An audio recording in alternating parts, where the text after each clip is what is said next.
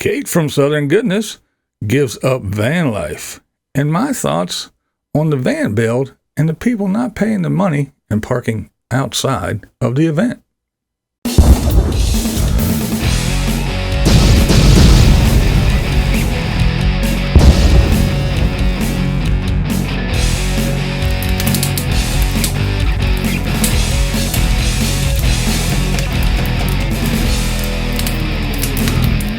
This video is not targeted at, aimed to, or made for children in any way.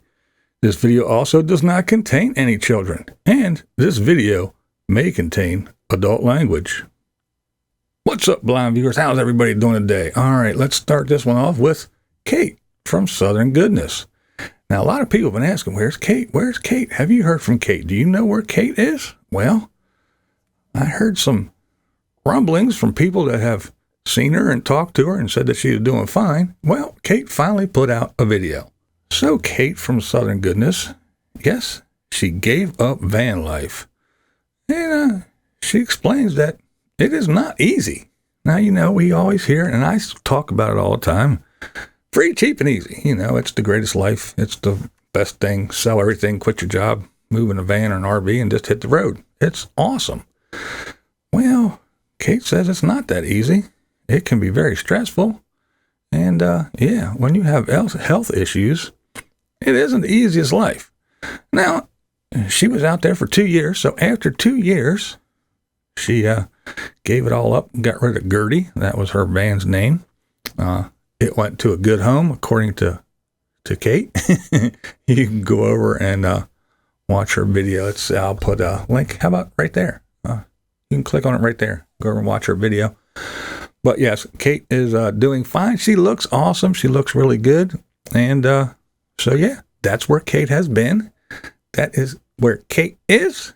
So Southern Goodness gave up van life. But go ahead and keep that subscription because she's going to be putting out some videos, I do believe.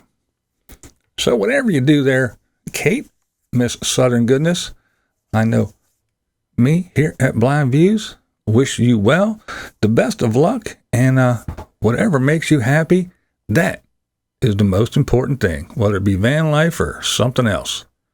You do you, girl. All right, now let's turn our attention to the van build. That's right, the van build. Now this year, the van build, I guess there is a mission of $75.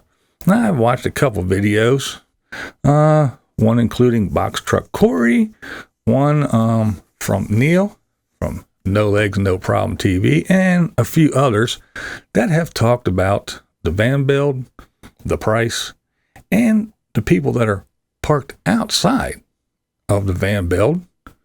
And some say it's mooch docking. Some say there's no big deal. Some say, hey, if you're attending the thing, pay the money. Well, I want to give you my opinion on the whole thing.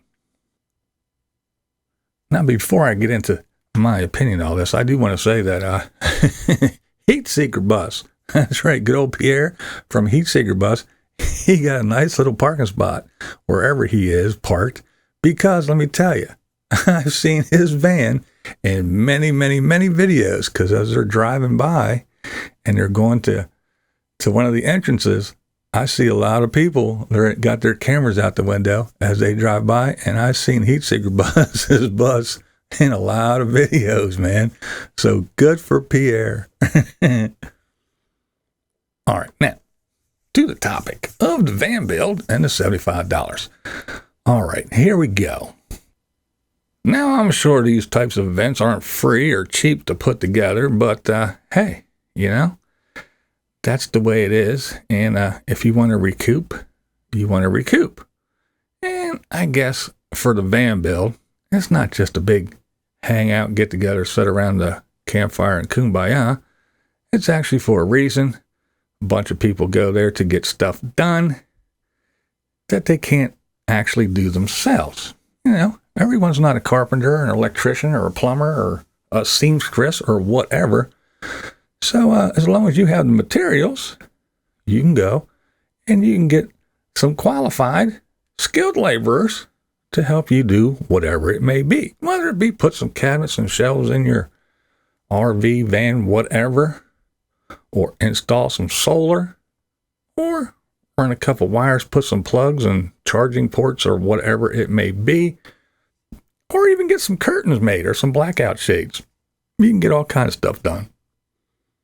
And again, I guess there's probably a bunch of permits you got to get, and with all that, with the big group, I'm sure there's porta potties and maybe even dumpsters and whatever else there may be. So these things cost money.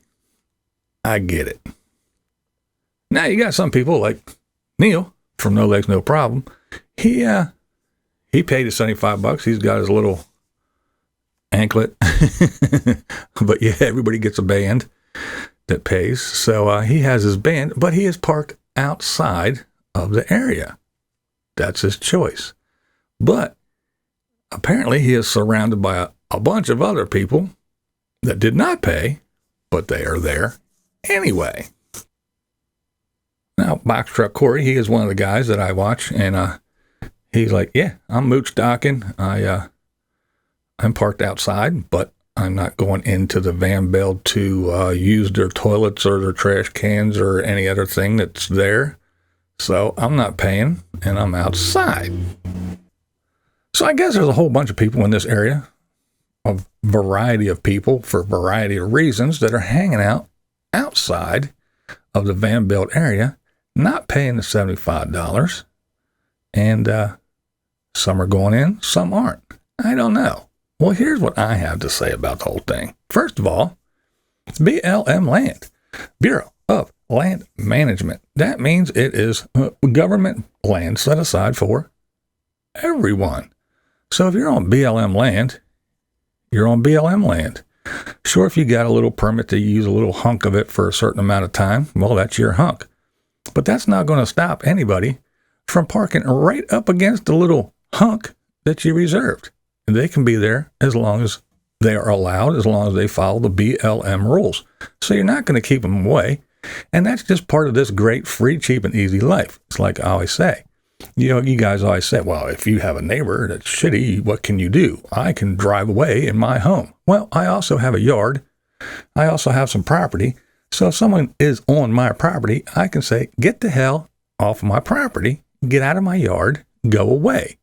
You, when you're parked in the BLM land, you cannot do that, because until they actually put their hand on your doorknob, they're on BLM land. It ain't your front yard. It's not your property. You can't tell anybody to do anything except get away from your door and get out of your RV or van.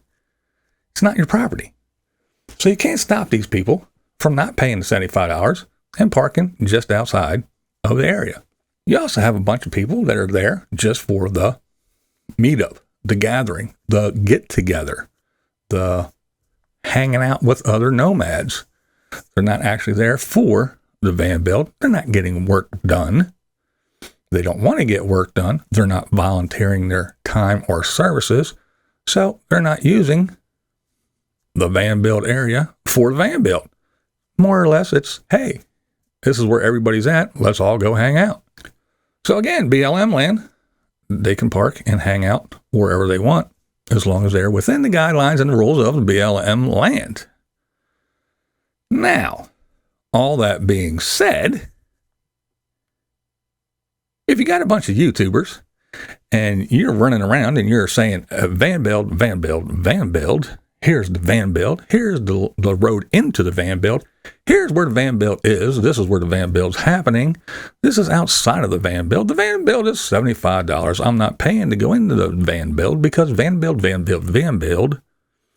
and you're getting your AdSense, you're getting views because you're saying van build, I'm at the van build, look over there's the van build. You're getting AdSense, you're getting PayPal donations, you're getting Patreon, and you're getting all kinds of other shit. So pay up, you cheap YouTube bastard. That's right.